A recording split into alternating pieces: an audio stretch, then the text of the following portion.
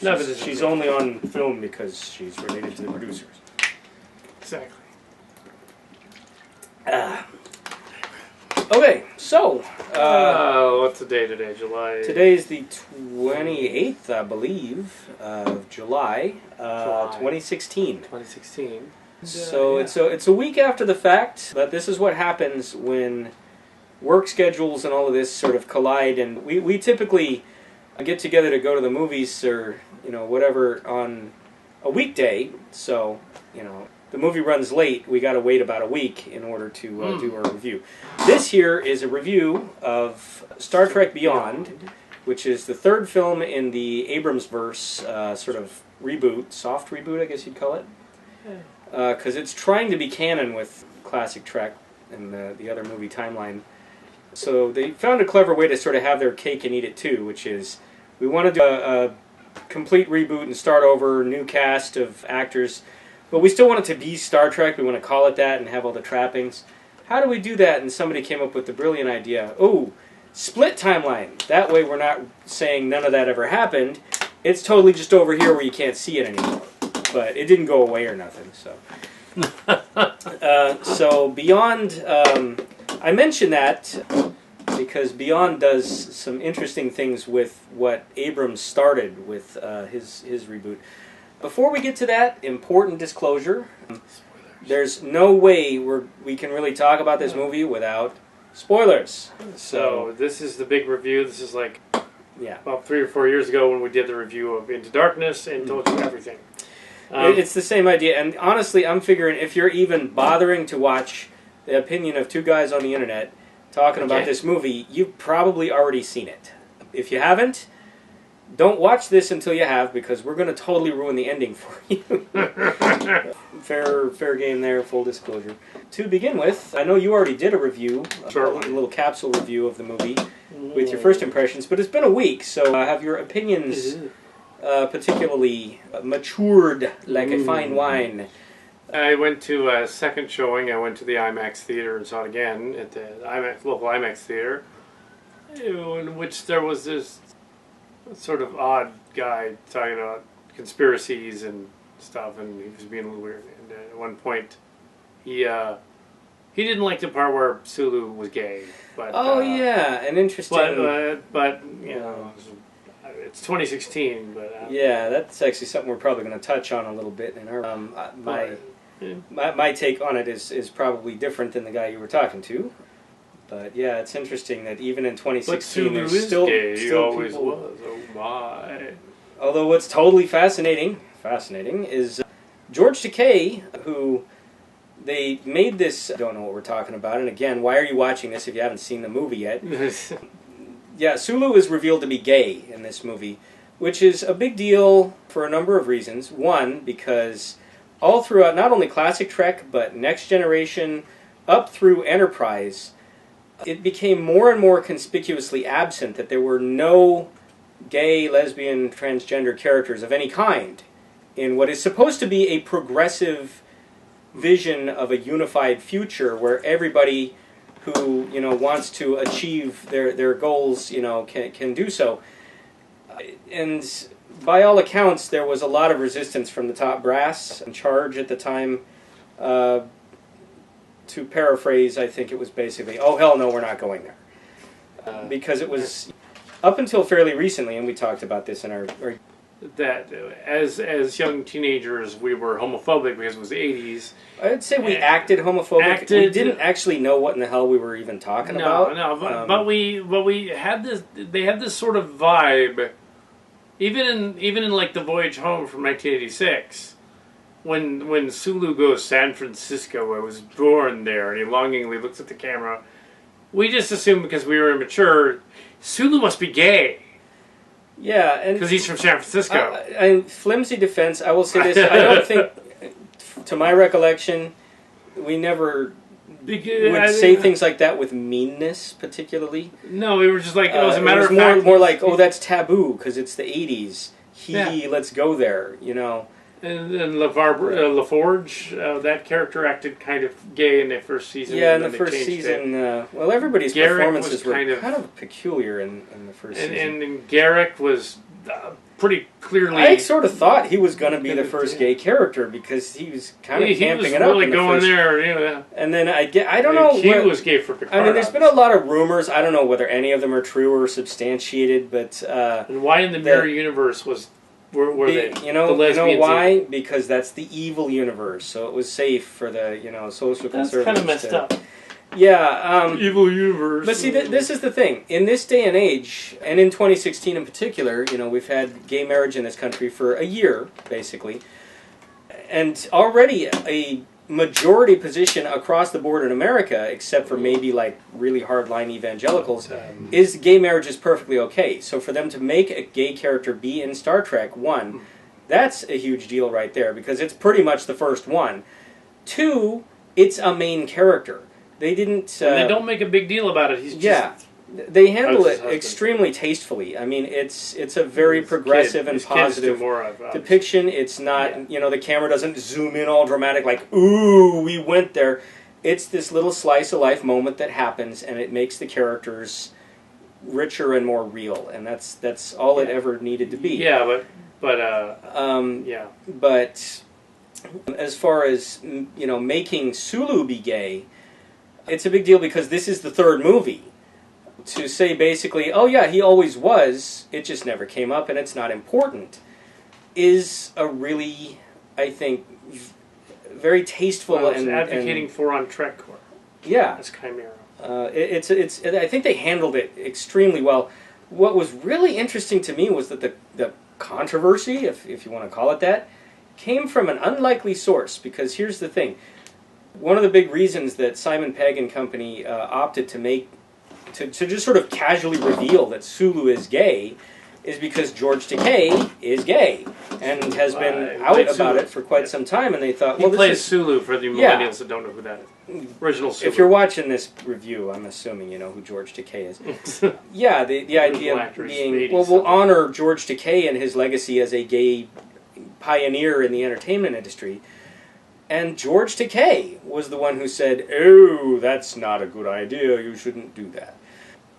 And his reasoning, I think, was entirely personal, which was that he knew Gene Roddenberry, of course, and I guess he'd had discussions with Roddenberry about this very issue of, like, why are there no gay people in Star Trek? And Roddenberry basically said, look, I'd love for there to be, but look at the era that we're in.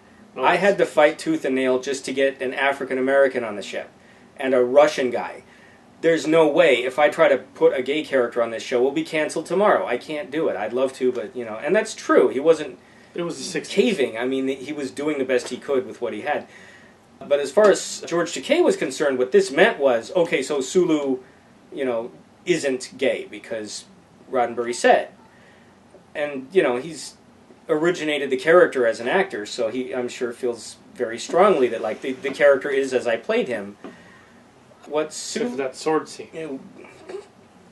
Well, there was tons of homoerotic stuff in classic Trek. Oh, yes, and Kirk and Spock, you know. You know, the back rub scene. Oh, Spock. Oh, no, it's a woman.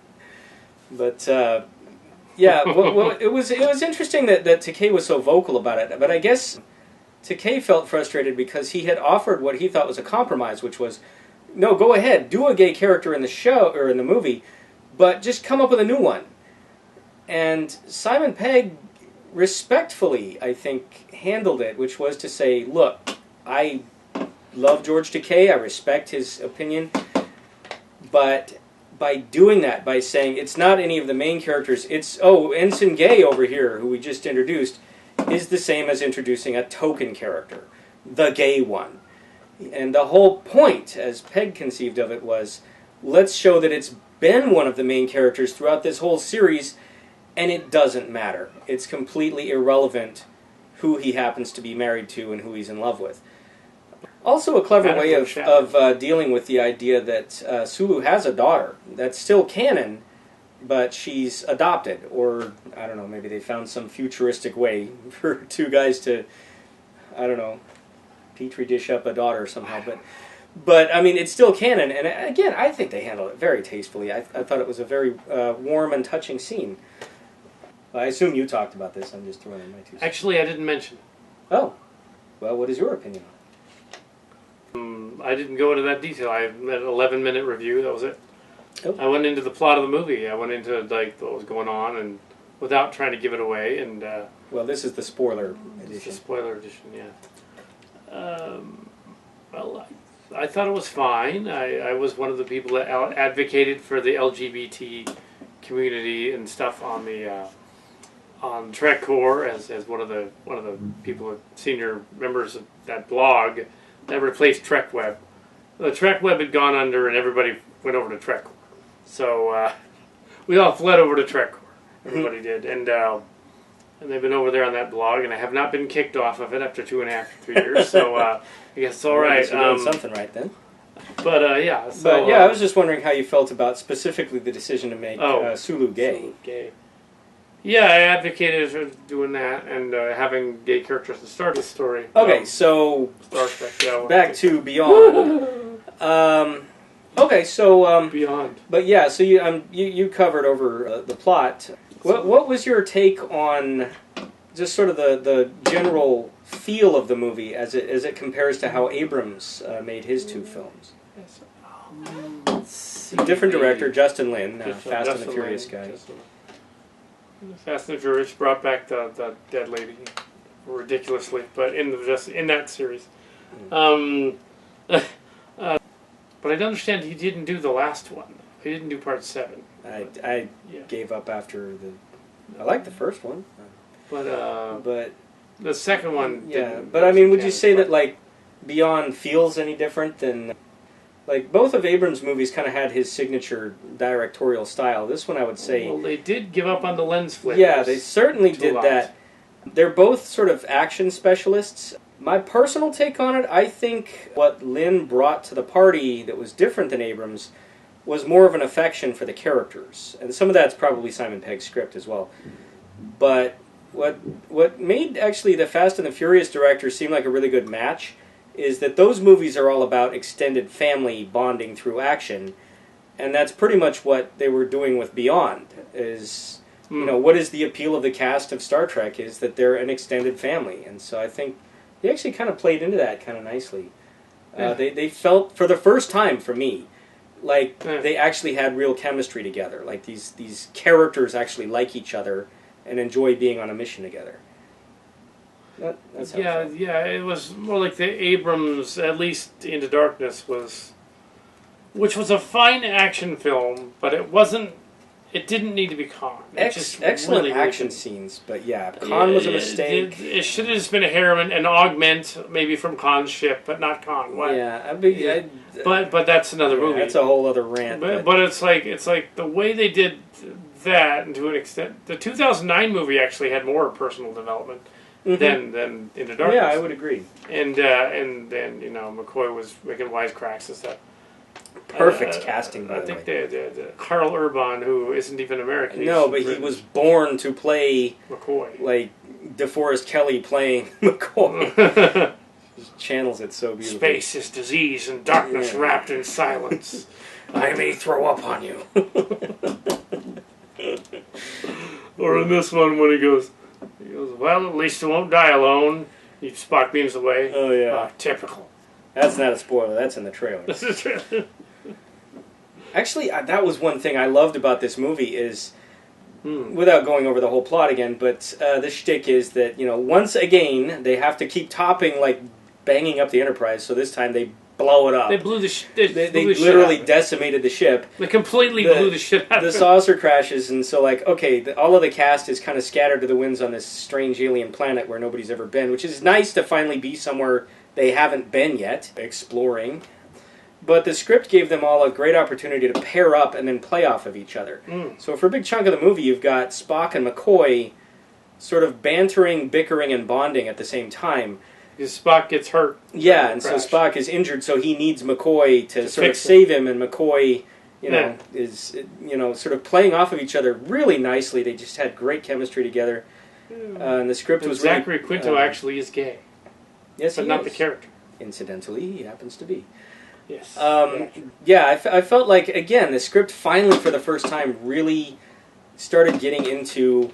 This is why Star Trek was a thing in the first place. This is why Kirk, Spock, and McCoy in particular were this triptych of iconic characters that America fell in love with. Well, not just America, the world.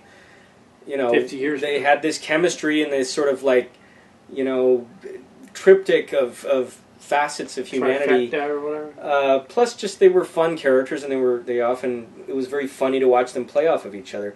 This is the first time, because in Into Darkness, everybody just looked like they had, a permanent toothache throughout most of the movie. Just angst, corn, angry. What about family? You will die, and you just oh god. And a little bit about the chemistry.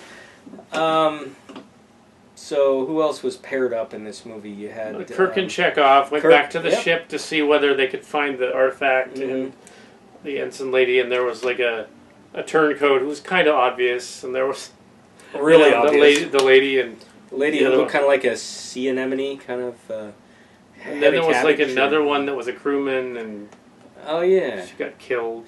Yeah, it actually has quite a body count. Actually, if you think of like how many of the alien drone guys die in this movie, they literally massacre the entire race. So there's a huge body count in this movie. How many of those swarm ships were there? About like 1 billion. I don't know if they're that. It was a lot. And I like how they paid homage to one of the earliest silly treks as well. The one where the Enterprise gets crash landed on a planet, and the crew gets scattered all over the planet. Oh yeah, I think we did come up with that way back in the day. Yeah. That happened at the end of Destruction of the Dolls, and they had to go off the planet, and it became the Misfit Toys planet, and eventually elements of that are in the Chimer movie. Although I guess it was really Generations that had the first official crash landing on a planet. Although we were probably ripping off Star Trek 3, in which they crash landed. Well, that was when they blew up, but they didn't crash land. The whole ship just kind of went into a million pieces and went out in a ball of glory, which was cool. Yeah, I just like the idea of showing pieces of the ruined Enterprise sitting on a planet, just to be like edgy back when I was a teenager. So I was all, it would be funny. It's like there was like warp engines and stuff just sticking in the ground, and there's like ones like sticking out of the ground, and the Enterprise saucer section's decimated on the surface. Decimated. Yes. Which would technically be split into 10 pieces. Yeah, it was probably in more than that, but well, actually, in Beyond, pretty much all that's left is the saucer section. Everything else gets pretty much... The 10 pieces were everything else. Yeah. Decimated. But yeah, so... Again, I think great chemistry with the actors, and it's not as philosophical a Star Trek story or movie as any of your classic Trek cast movies up through 6, and even into Generations. And Generations had a lot of story problems, but it was still kind of a philosophical story. What they're doing with the Abrams verse basically is that they've turned it into primarily it's action first. So every story is going to have an excuse for like lots of space battles and laser fights and all that. You know what? That's okay. That was never my problem with Into Darkness. My problem with Into Darkness was the lack of feel for Star Trek. It didn't feel like the people making it, specifically Abrams, really had any particular affection for it. Or had any interest in why Star Trek was a thing in the first place. It was always a classic show about, a parable about parables guys, about why stuff. Racism is bad, or terrorism, why free will is essential, And this one does actually touch on this a little bit more, but I think it does suffer a bit in terms of feeling the need to have a badass villain and a sort of MacGuffin doomsday weapon, race against time and crashing ships and all of this stuff. Although I did very much enjoy, again, spoiler territory, the callback to the Beastie Boys. Actually, yeah, the trailer made it look like that would be stupid. The trailer did not do a good job of shoehorning that in. It shouldn't have included it. Because, they write that into this story, and as we both said upon seeing it, the Min-May defense. They pretty much... They did the Min-May defense. They pretty much used the song to blow up the bad guy. Yeah, and... Because they get all disoriented and crash into the base. And it works... And some of the bad guys die that way. It works way the hell better than it has any right to, but it's genuinely Robotech. It's Macross, in case you don't know what that is. Yeah.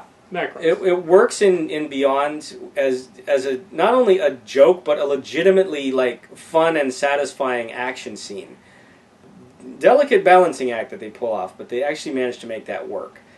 But I think if I was personally going to point to any particular issue with the story that I felt could and should have been done stronger, I would point to the villain. You probably talked about it. What was your take on? Oh, yeah, well, I knew right away that because I've seen a lot of science fiction and a lot of movies, fantasy stuff, and the mysteries and things.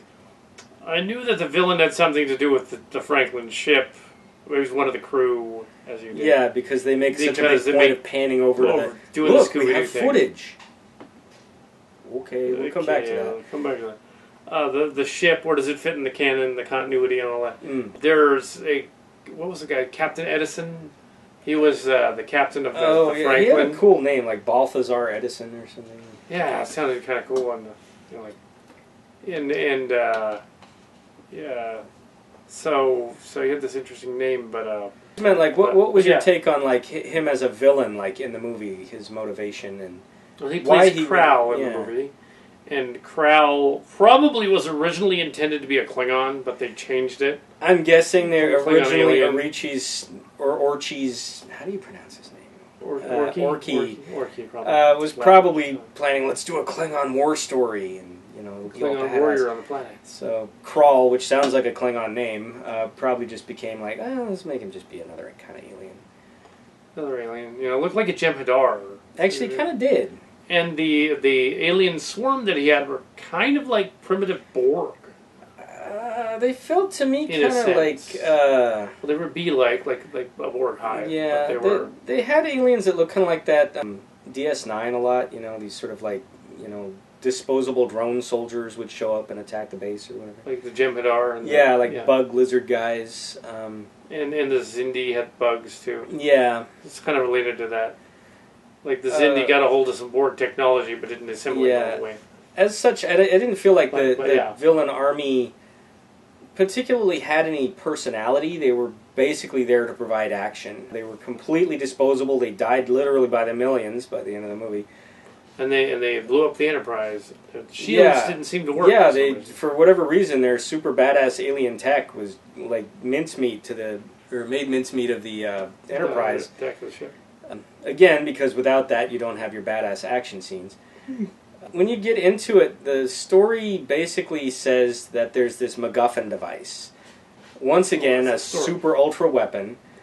And the bad guy apparently has been looking for it, as you find out through the story, for like 200 years. The guy's been questing for... How he even knows about this weapon, It'd be about 100 years, because if the ship got lost in 2161 and it's now 2263, about 100 years. Okay. 100 years. A long time, put it that way. 100 years. He's been questing for it, and he's found alien technology that prolonged his life. Yeah. He's been searching for it so obsessively that he just, like, the instant a mention of it even happens in the Enterprise's data log, he's already on it and has formulated this attack plan to go get it, which is kind of ridiculously convoluted when you think about it. Like, why he didn't just invade the station and get it, and, instead of sending a fake distress call and try to lure them all the way out there. He's obsessed with this super powerful weapon from some ancient civilization that I guess used to be on the planet. It's not super clear. And he's got like super badass technology. And as we find out, like, actually it was just this trinket that these other alien race just happened to have sitting around. I'm thinking the bad guy really wasn't doing a good job of searching for this thing if he had no idea that this more primitive alien race was just sitting on it for 100 years. When we finally find out what this super badass weapon is, I found it a little underwhelming because it doesn't really do anything other than disintegrate one hapless crew member. And it's basically just one of those things that like a lot of these movies are doing these days, which is it's a swirling cloud OCG. Like sort of a dust cloud that like amorphously swirls around and it touches you and turns you into a pile of dust. Like, going on since that Silver Surfer. Yeah, we've kind of seen that like in a lot of other movies. And it's just another super weapon that kills you in a slightly different way. So what? like, as super weapons to be obsessed over go, it seems kind of underwhelming. Like, did he really even need this thing? I mean, we never really see what it does. Unlike in a movie like, say, Guardians of the Galaxy, where, you know, you find out what the super power stone does with that neat little flashback in the collector's office. It shows a blowing up a planet. It's like, okay, so that's what's at stake here. This movie just kind of says, oh, it's a super weapon, and it makes this one chick turn into dust, so it's bad. As MacGuffin devices, it was a little weak. No, it's not a Destiny device. Well, no. That actually is badass. Or totally badass. But yeah, so when all was said and done, and they reveal the final twist, which is the bad guy used to be human. He was the captain of the other ship. As I can paraphrase it, his motivation is basically this. As I gleaned from the movie, he was this super soldier guy in sort of pre-Starfleet. They promoted him to captain of his own ship when Starfleet founded, and that made him mad for some reason, because I guess he wanted to still be out killing people or something. So he accidentally gets sucked into a wormhole, which he somehow blames on Starfleet for them not being able to save him. So he devotes his entire existence to living forever through alien technology, building an army, finding the death device, and going to kill Starfleet. Kind of for no reason. I mean, that was explained in the movie. He's basically literally just Joe bad guy. I'm here to be a bad guy and threaten and cause lots of action scenes and kill everyone, because that's just kind of my shtick. I felt like they really dropped the ball in that the whole shtick of having the, you know, super villainous alien guy turn out to have once been human was literally a way of humanizing the bad guy.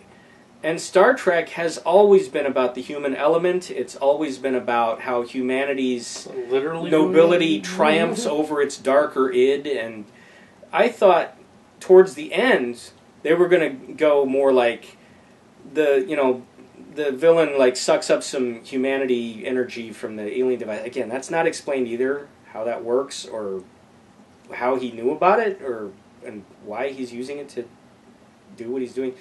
But I thought, okay, so they'll reveal he was human. They kind of imply like he actually forgot for a while that he ever used to be human. So by reminding him of that, he suddenly remembers what it is to be human, and he realizes what he's doing is monstrous and wrong. And then he sacrifices himself at the last minute by blowing himself out into space with the weapon, thus kind of redeeming the last shred of his humanity, which would be in keeping with Star Trek's core philosophy. Instead, it's a badass action scene, and they just sort of punch him out into space, and he dies. A little underwhelming. It's not a knock against the actor. Idris Elba is a fantastic actor. I've loved him in just about everything I've seen him in. What were the other movies Idris Elba was in? Okay, so you've seen the Thor movies. He's the Guardian Keeper guy. Edelheim, or whatever his name is. He's the guardian of the gate. And he's done some voice acting. Actually, he was the Water Buffalo chief of police in Zootopia, as well as one of the sea lions in Finding Dory. But he was actually up for consideration for James Bond if Craig didn't want the part again. I think he would make a fantastic James Bond. What he's doing right now is, you may remember the Stephen King Dark Tower series. He's going to be the gunslinger. Yeah, they've been trying to make for like 15 years now. But are they thinking of him just because of Django and the other one with the other guy playing a gunslinger? King specifically approved of his casting and said he's perfect. They're not just thinking, oh, this guy's kind of like Samuel L. Jackson, but younger. No, actually, race had nothing to do with his casting. Or just, he's a badass. Yeah, and whatever minor complaints have come up, Stephen King himself has shot them down and said, look, I think he's perfect for the part. I don't care what color he is. And he's absolutely right. No, I wasn't saying color-wise. I was saying, is another badass. Oh, no. They cast him because he can play a badass. But he has that kind of he can sort of intimidate you just by kind of glaring at the camera a little bit. which is, I'm sure, why Beyond wanted him for their villain, even though he's unrecognizable under like 10 pounds of makeup until the very end of the movie. I kind of feel like they didn't really give him a particularly good character to work with. It's sort of like when Cumberbatch was all the rage 3 or 4 years ago. He still is. And he was in everything because he was in the Sherlock Holmes He still is. and he was in the same year he was in like 3 different major features. The guy's a workaholic. Right. I mean, he clearly never. He was in the Star Trek movie, and immediately after he was in the Hobbit movies. Mm-hmm. Immediately afterwards. And doing the Sherlock series at the same time. And doing the Sherlock series. And now he's going to be in Doctor Strange. Doctor Strange, and he found the time to film a 4th series of Sherlock.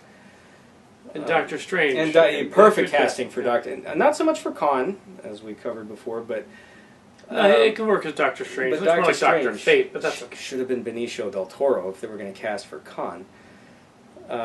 They were thinking of... I guess they asked him, and he was just like, nah, I don't want to do that. Hey, I'll do this Guardians thing. That looks like fun. But when they had him show up as the Collector in that ending scene. Yeah. The other one, it's like, oh my gosh. That was awesome. It's going to be awesome. It actually kind of reignited the idea, like, maybe we should revisit Howard the Duck. Or that was the scene at the end of Guardians of the Galaxy. But when they first introduced him, they just did him at the end of the last movie before that. Oh, yeah, that scene was bizarre. And they showed up, and he's like, yes, sir, and he brings out the staff, and you're like, oh, no. Yeah. They put Del Toro in this scene. That's awesome. Mm-hmm. Some people were all like, dude, is that Billy Idol? No, it's Benicio del Toro. Billy Idol. Somebody thought it was Billy Idol. Wow. No. Okay, then. Because he had that white hair, and it was all like, you know. Okay. Yeah, you know. They thought it was either Billy Idol or David Bowie, but no, it was Benicio del Toro. Yeah. It's funnier, actually, than Billy Idol. Although Billy Idol would be funny. That would have been funny, too, but... Sting. I don't know. Would Sting have done it? You never know with that guy. What mood he does that turn back time commercial from Comcast. But yeah, so anyway, that was my personal take on it. I felt the villain was probably the weakest link in the movie, but how did you feel about that? The villain. Yeah, they don't seem to do the villains too well. When we do it seems to be a Hollywood trope nowadays. You have to have a big badass supervillain with a big badass weapon that's doing something bad. Yeah, again. You kind of have to have that because they had that in the Fast and the Furious movies, they had that in Star Trek movies, they had the Star Wars movies. Mission Impossible movies, it's always... And in the Mission Impossible movies, the villain gets ridiculous. That last one was like, wow. Yeah, they just they have to keep topping themselves is the problem. That's why the Enterprise blows up in the 3rd movie. I'm thinking the 4th one is literally the first shot's just going to have to be the Enterprise exploding in 3D. So the new one that they get at the end of the movie. Which throws the continuity out of whack, but it's out of whack anyway. Oh, yeah. But yeah, it's like, and they rebooted the whole thing. And not only, when they started the Abrams timeline, that they're now calling the Kelvin timeline sort of unofficially. Even though they rebooted the whole thing, Kurtzman and Orky were production designers on the comic book version of the show, for the past 5 years. And I haven't read those. And in the comic books, like in the movie, they keep rehashing old episodes, but do it updated in the comic book. And it's like, no, I want to see you guys come up with brand new stuff. If you have okay, you're referencing the Tribbles, great, but do something different with that. Right. Or the Return of the Archons. Do something beyond different from that. This is, do something it's like, stop reminding us, we know we like Star Trek, now show us something that we haven't seen yet. You know what it is? They didn't have anything new. Oh, maybe they didn't. Apparently they are gifted mimics. But, Abrams with the Star Trek, Abrams with the Star Wars movie, where it's pretty much point by point New Hope. It was and kind the of other an inverse New Hope, really. Really good, but... Oh, it was entertaining as hell, but I did walk out of the theater feeling like, okay, now we got that out of our system, can we please see something new? Here's hoping Rogue One does that, because we've never seen that. And it also seemed that the villain's motivations, in the IMAX version of the movie, some of the motivations are a little better. I wonder if they got like a slightly different print. Is it that maybe seeing it a second time, you just sort of knew to fill in like the blanks? Or because I don't think the IMAX version has any different footage. Slightly. It probably looks, grander. Maybe you're picking up more visual cues. Because I thought that there was at least a line of dialogue toward the end, just before the villain was going to die, where he goes, "I lost my human," or something to that effect. Well, I remember that. Lost my way and everything. And yeah. This. But this, I'm going to have to do this to save you, and then he leaps up and he, Kirk and him are battling a little bit, but then as Kirk's hanging on, he somehow he got pushed out of the way so that the villain grabbed the Well, the villain weapon. gets knocked down and kind of beat up, but then it's like super low gravity, so he floats back Flies up behind Kirk and grabs like this sort of glass dagger thing that he's gonna kill him with, which again I thought was kind of like, really, we're gonna go with but suddenly he has a weapon and turn around and kill him at the last second. I don't know. It's such a cliched final showdown again. To have the villain kill himself in order to stop himself from what he's about to do would have been a much more Star Trek-y ending to me. But they didn't want to go there, and I get it. Look, Star Trek has been effectively retooled, not just in terms of its budget and its action and all that, but in terms of its purpose. It's no longer about philosophical conundrums and metaphorical explorations of I thought Kirk deep was out issues. of the way, and then he got a hold of the weapon. He was going to arm it, but then it blasted him. And then the weapon had been activated, so it was floating in the middle of the room. Yeah, and then the bad guy didn't grab it. He's floated up behind floated. Kirk. Kirk kind of bumps him and knocks him back into it, and then it absorbs him. And then Kirk flushes the airstream out into space and taking the bad guy and the weapon with him. And then the ship comes Which and rescues really Kirk. doesn't solve anything because, see, here's another thing the movie didn't explain at all. The super weapon of the aliens, it's explained that they split it into two pieces and they launched them into space, or part of it into space, to get rid of it so that nobody... I'm thinking, okay, so they're basically saying whatever this thing is, the super badass alien technology that created it couldn't destroy it. It's like the Ring of Sauron or something. They can't just fire it into a star and destroy it. No, it must be that bad. So all they did at the end of the movie is put it into orbit around the space station. They have to go out and find They have to go get the bad guy's body and then get the thing. They've still got it. It's still just sitting around, I guess, being a super weapon. Maybe it's the first metagenic space weapon from Maybe destroys a star from the other movie. Yeah, I mean, again, and see, a weapon that could blow up a star or something would at least be something genuinely more menacing than a swirling cloud of smoke that puffs you to dust if you touch it. Or you could just have Q in your story and also have Q villain. I'm assuming that at a certain point, it won't be the next movie, might not even be the one after that. They're probably going to go Q at a certain point. We're going to go Q in September. It won't be John Delancey. We go full Q. We go full Q. It won't be John Delancey, because, again, the whole shtick with the Abrams verse, oh, look how young and hot they are. They'll get somebody who looks like a very young John Delancey, and, that would work because Q can change his shape and look like anything, but he'll show up and, wreak havoc with, the Enterprise crew. He does show up in one of the comic books, in the Q Gambit comic book. Q meets up with Kirk and crew. And see, they've already thought of it. Yeah. As I didn't write it. Probably most of the fans at this point. Hi, Cat. No. So, ultimately, whatever gripes I had about the villain, and I don't want to oversell them, ultimately, I did very much enjoy the movie. It does, in a lot of ways, feel more like an episode of classic Trek than either of the Abrams movies, because it's got this cool production design thing going on. It's another thing Justin Lin did well. All of the sets and landscapes and alien vistas are really cool and Star Trek-y. And plus, everybody just looked like they were having fun this time around. And there was, and the Franklin fits into the canon in that the Yeah, I guess the Franklin was a ship built in the 10 years between the launch of the NX-01 and the end of the Romulan War in 2161, and it was built at some point during that.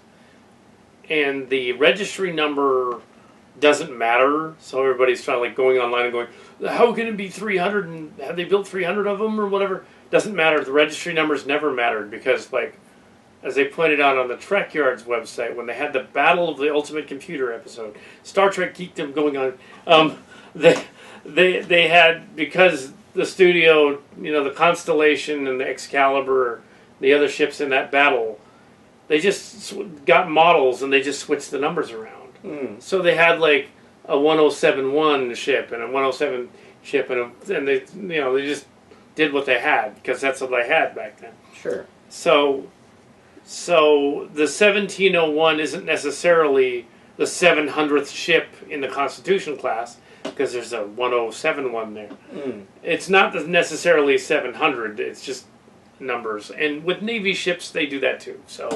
So I can totally buy that it's a really high number, but there aren't really 300 of them. And then it's some other earlier NX class refit ship that was given to them that was even Warp 4, not Warp 5 like Archer ship. It was predates Archer ship, technically.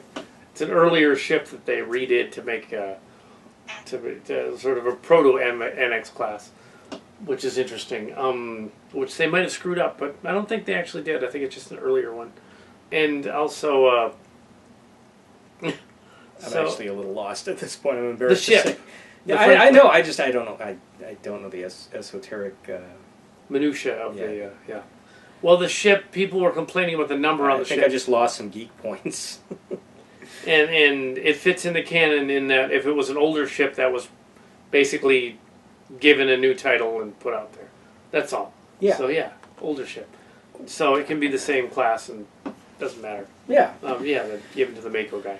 Who later would then turn into a bad guy for no apparent reason. But another oddity of the show is Jayla. Oh, now what they were thinking with her, which is kind of weird.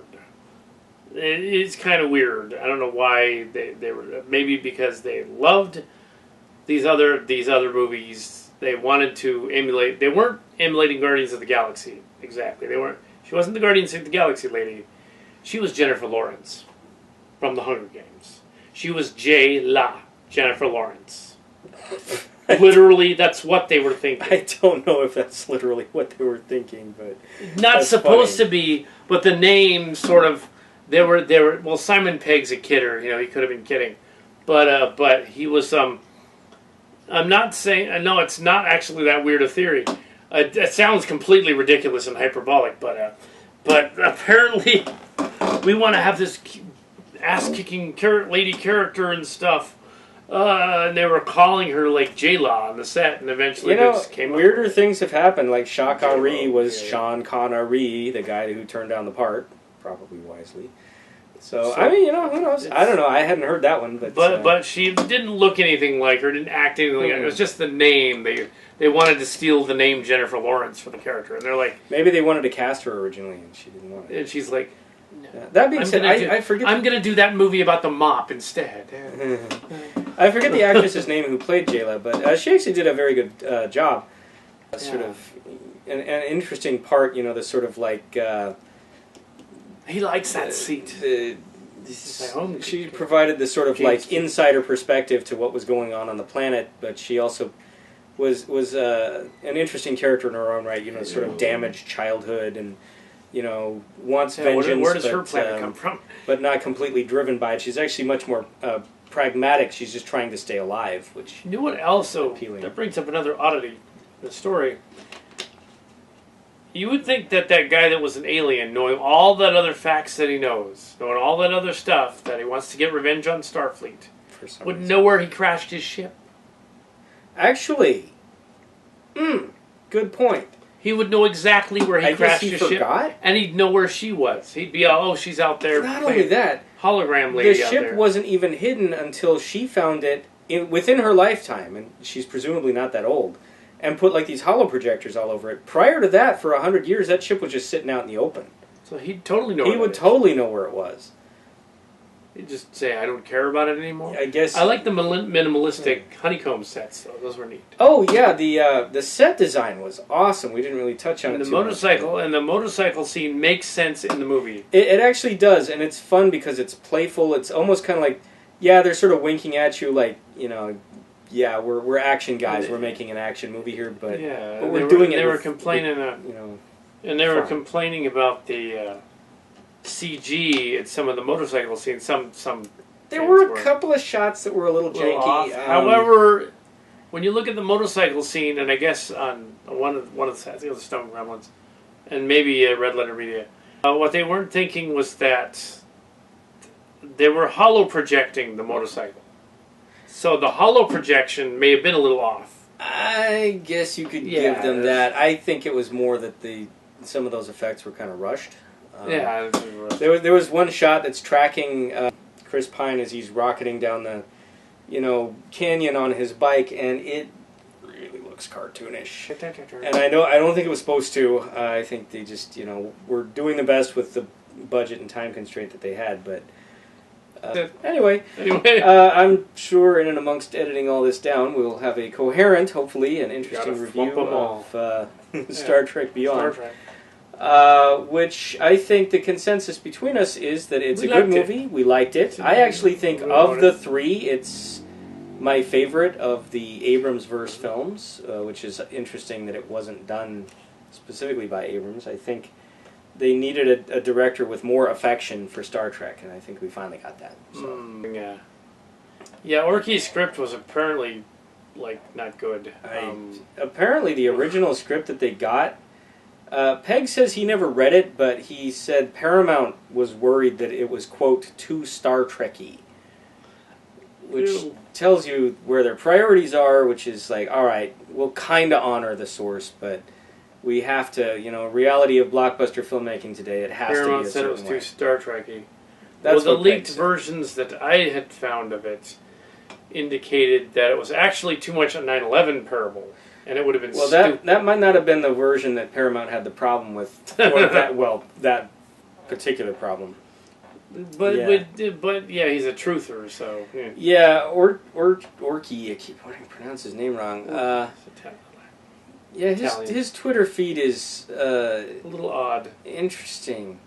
Yeah, I'm not going to rip on the guy, but he's just odd. He has some political views that it's kind of hard to think them when you're watching Into Darkness. Once you know where he's at politically, it's like you kind of tell. That's what this whole movie's about. Okay, I can't unsee that now, but okay.